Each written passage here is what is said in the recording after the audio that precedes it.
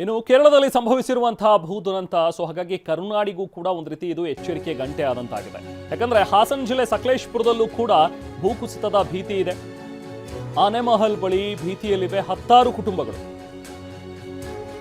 ಕೇರಳದಲ್ಲಿ ಆದಂತಹ ಒಂದು ದುರ್ಘಟನೆ ಇಲ್ಲೂ ಮರುಕಳಿಸಬಾರದು ಅಂತ ಇದ್ರೆ ಆದಷ್ಟು ಬೇಗ ಇಲ್ಲಿ ಕ್ರಮ ಕೈಗೊಳ್ಳಬೇಕಾದಂತಹ ಒಂದು ಪರಿಸ್ಥಿತಿ ಇದೆ.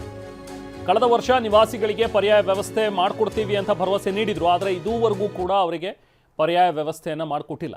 ಸದ್ಯ ಮಳೆ ಆರಂಭವಾದಾಗ ಮನೆ ಖಾಲಿ ಮಾಡೋದಕ್ಕೆ ಒಂದು ಸೂಚನೆ ಕೊಡ್ತಾರೆ. ಪರ್ಯಾಯ ವ್ಯವಸ್ಥೆ ಇಲ್ಲದೆ ಎಲ್ಲಿಗೆ ಹೋಗ್ಬೇಕು ನಾವು ಅಂಥೇಳಿ ಪಾಪ ಅಲ್ಲಿನ ಸ್ಥಳೀಯರು ಆಕ್ರೋಶ ವ್ಯಕ್ತಪಡಿಸ್ತಾ ಇದ್ದಾರೆ. ಪ್ರಾಣ ಹೋದ್ರೂ ಇಲ್ಲಿಂದ ಹೋಗಲ್ಲ, ನಮ್ಮನೆ ಬಿಟ್ಟು ಇನ್ನೆಲ್ಲಿಗೆ ಹೋಗೋಣ ನಾವು ಅಂಥೇಳಿ ಜನ TV9 ಮುಂದೆ ತಮ್ಮ ಅಳಲನ್ನು ತೋಡ್ಕೊಂಡಿದ್ದಾರೆ. ನಾವು ಪ್ರತಿನಿಧಿ ಮಂಜುನಾಥ್ ಪ್ರತ್ಯಕ್ಷ ವರದಿ ನೀಡಿದರೆ ಬನ್ನಿ ನೋಡೋಣ. ಮುಂಗಾರು ಮಳೆ ಆರಂಭ ಆದರೆ ಸಾಕು, ಪಶ್ಚಿಮ ಘಟ್ಟ ವ್ಯಾಪ್ತಿಯ ಹಲವು ಕಡೆಗಳಲ್ಲಿ ಭೂಕುಸಿತದ ಆತಂಕ ಎದುರಾಗುತ್ತೆ. ಅದರಲ್ಲಿ ಹಾಸನ ಜಿಲ್ಲೆ ಕೂಡ ಹೊರತಾಗಿಲ್ಲ. ಹಾಸನ ಜಿಲ್ಲೆಯ ಸಕಲೇಶಪುರ ಭಾಗದಲ್ಲಿ ಕಳೆದ ಹಲವು ವರ್ಷಗಳಿಂದ ನಿರಂತರವಾಗಿ 10 ಕಡೆಗಳಲ್ಲಿ ಭೂಕುಸಿತ ಆಗ್ತಾ ಇದೆ. ಈ ಬಾರಿ ಜಿಲ್ಲಾಡಳಿತವೇ ಒಟ್ಟು ಸಕಲೇಶಪುರ ತಾಲೂಕಿನ 16 ಕಡೆಗಳಲ್ಲಿ ಭೂಕುಸಿತ ಸ್ಥಳಗಳನ್ನು ಗುರುತು ಮಾಡಿದೆ. 4 ಕಡೆ ಫ್ಲಡ್ ಏರಿಯಾಗಳು ಅಂತೇಳಿ ಗುರುತು ಮಾಡಿದೆ. ಈಗ ನಾವು ಅಂಥ ಒಂದು ಸ್ಥಳದಲ್ಲಿದ್ದೇವೆ.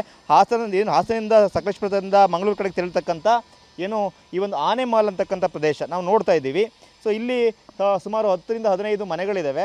ಅಲ್ಲೆಲ್ಲರೂ ಕೂಡ ಅವರ ಮನೆ ಎದುರುಗಳಿರ್ತಕ್ಕಂಥ ಗುಡ್ಡಕ್ಕೆ ಟಾರ್ಪಲ್ಗಳನ್ನು ಹಾಕಿ ಅಲ್ಲಿ ಅಂದರೆ ಶೀತ ಹೆಚ್ಚಾಗಬಾರ್ದು, ಆ ಮೂಲಕವಾಗಿ ಅಲ್ಲಿನ ಮಣ್ಣು ಕುಸಿಬಾರ್ದು. ಸೊ ಆ ಮಣ್ಣು ಕುಸಿದ್ರೆ ಸಹಜವಾಗಿಯೇ ಆ ಮನೆಗಳಿಗೂ ಕೂಡ ಹಾನಿಯಾಗುತ್ತೆ ಅಥವಾ ಮನೆಗಳು ಕೂಡ ಕೆಳಗಡೆ ಬರ್ತಕ್ಕಂಥ ಸಾಧ್ಯತೆಗಳಿದ್ದಾವೆ. ನಾವು ನೋಡ್ತಾ ಇದ್ದೀವಿ ಮೇಲ್ಗಡೆ ಸುಮಾರು ಈ ಒಂದೇ ಸ್ಥಳದಲ್ಲಿ 5 ಮನೆಗಳಿದ್ದಾವೆ.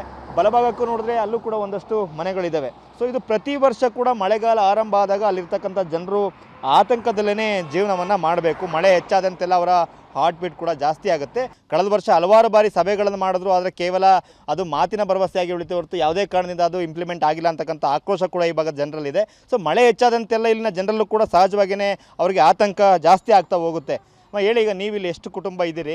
ಕಳೆದ ವರ್ಷ ಕೂಡ ಇಲ್ಲಿ ಬಂದಾಗ ನೀವು ಮಾತಾಡಿದ್ರಿ, ಅವಾಗ ಏನು ನಿಮಗೆ ಸ್ಪಂದಿಸಲೇ ಇಲ್ವಾ? ಇಲ್ಲ, ಏನು ಮಾತಾಡಲಿಲ್ಲ. 1000 ಸತಿ ಫೋನ್ ಮಾಡಿದ್ರು, ನಾನು ಜಾಗ ಕಳಿಸಿದ್ದೀನಿ, ಅದು ಹಾಸನದಿಂದ ಇಂದು ರೆಡಿಯಾಗಿ ಬರಬೇಕು ಅಂತ ಮಳೆಗಾಲ ಮುಗಿಯೋವರೆಗೂ ಅದೇ ಹೇಳಿದರು. ಆಮೇಲೆ ಕೇಳಿದರೆ ನಾನೇನು ಮಾಡಲಿ ಅಮ್ಮ, ನಾವು ಕಳಿಸಿದ್ದೀವಿ, ಅವರೇ ಇದು ಮಾಡ್ತಾ ಇಲ್ಲ, ಹಂಗೆ ಅಂತ ಹೇಳಿದರು. ಇನ್ನೇನು ಮಾಡೋದು? ಅದೇ 1000 ಸತಿ ಹಾಸನ ಕಳಿಸಿದ್ರು. DC ಹತ್ರ ಹೋಗಿದ್ದೀವಿ, ಮತ್ತು ಆ ರೋಡ್ನವ್ರ ಹತ್ರ ಹೋಗಿದ್ದೀವಿ, ಇಲ್ಲಿ ತಹಸೀಲ್ದಾರ್ ಹತ್ರ ಸಖತ್ತು ಸತಿ ಹೋಗಿದ್ದೀವಿ. ಯಾರು ಏನು ಇದು ಮಾಡ್ತಾನೆ ಇಲ್ಲ. ಒಂದು ಸತಿ ಎಲ್ಲರನ್ನ ಕರೆದು ಮೀಟಿಂಗ್ ಮಾಡಿದರು ತಾಲೂಕು ಆಫೀಸಲ್ಲಿ. ಮೀಟಿಂಗ್ ಮಾಡಿಬಿಟ್ಟು ನಿಮಗೆಲ್ಲ ರೆಡಿ ಮಾಡಿಕೊಡ್ತೀವಿ ಅಮ್ಮ, ಹಂಗೆ ಅಂತೆಲ್ಲ ಹೇಳಿದರು. ಮನೆಗೆ ಜಾಗ ಕೊಡ್ತೀವಿ, ಪಂಚಾಯತಿಲಿ ಮನೆಗೆ ಅರ್ಜಿ ಹಾಕಿ ಪಂಚಾಯತಿಲಿ ಮನೆ ಕಟ್ಟಕ್ಕೆ ಸಹಾಯ ಮಾಡ್ತೀವಿ ಎಲ್ಲ ಹೇಳಿದರು. ಯಾವುದು ಮಾಡ್ತಾನೆ ಇಲ್ಲ ಅವರು. ಈಗ ಮಳೆ ಜಾಸ್ತಿ ಆದಂಗೆಲ್ಲ ನಿಮ್ಗೊಂದು ರೀತಿ ಭಯ ಅಲ್ವಾ ಇಲ್ಲಿ ವಾಸ ಮಾಡೋದಕ್ಕೆ? ಮನೆ ಜಾಸ್ತಿ ಆದಂಗೆ ಭಯ, ರಾತ್ರಿ ಇಡೀ ಮಲ್ಗಕ್ಕೆ ಭಯನೇ. ಅದು ನೋಡಿದ ಮೇಲೆ ತುಂಬ ಭಯ.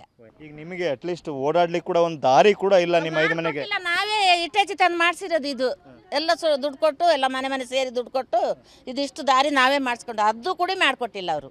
ಪಂಚಾಯತಿಲಿ ಹೇಳಿದರೆ ರೋಡ್ನವ್ರಿಗೆ ಹೇಳಿ ಅಂತ ಹೇಳ್ತಾರೆ. ಅದಕ್ಕೆ ನಾವು ಅದು ಕೂಡ ಮಾಡಿಸಿಲ್ಲ. ಅದು ಕೂಡ ಅವ್ರು ಮಾಡೋಕ್ಕೆ ಬಂದಿಲ್ಲ, ನಾವೇ ಅಲ್ಲಿಂದ ಇಲ್ಲಿವರೆಗೂ ಮಾಡಿಸಿದ್ವಿ. ಇದು ಜನರ ನೋವು. ಅಂದರೆ ಪ್ರತಿ ಸಲ ಮಳೆಗಾಲ ಬಂದಾಗ ಸಹಜವಾಗಿ ನಮಗೂ ಕೂಡ ಭಯ ಇರುತ್ತೆ. ಅಧಿಕಾರಿಗಳು ಕೂಡ ಬರ್ತಾರೆ, ಮನೆ ಖಾಲಿ ಮಾಡಿ ಅಂತಾರೆ. ಆದರೆ ಪರ್ಯಾಯವಾಗಿ ಹೋಗಲಿಕ್ಕೆ ನಮಗೆ ದಾರಿನೇ ಇಲ್ದಿರುವಾಗ ನಾವು ಎಲ್ಲಿಗೆ ಹೋಗಬೇಕು? ಹಾಗಾಗಿ ಜೀವ ಹೋದ್ರೂ ಪರವಾಗಿಲ್ಲ, ಇದೇ ಮನೇಲಿ ವಾಸ ಮಾಡ್ತೀವಿ ಅನ್ನೋಷ್ಟು ಬೇಸತ್ತು ಇಲ್ಲಿ ಜೀವನ ಮಾಡ್ತಕ್ಕಂಥ ಸ್ಥಿತಿ ನಿರ್ಮಾಣ ಆಗಿದೆ. ಹಾಗಾಗಿ ಸರ್ಕಾರಗಳು ಇದಕ್ಕೆ ಸ್ಪಂದಿಸಬೇಕು.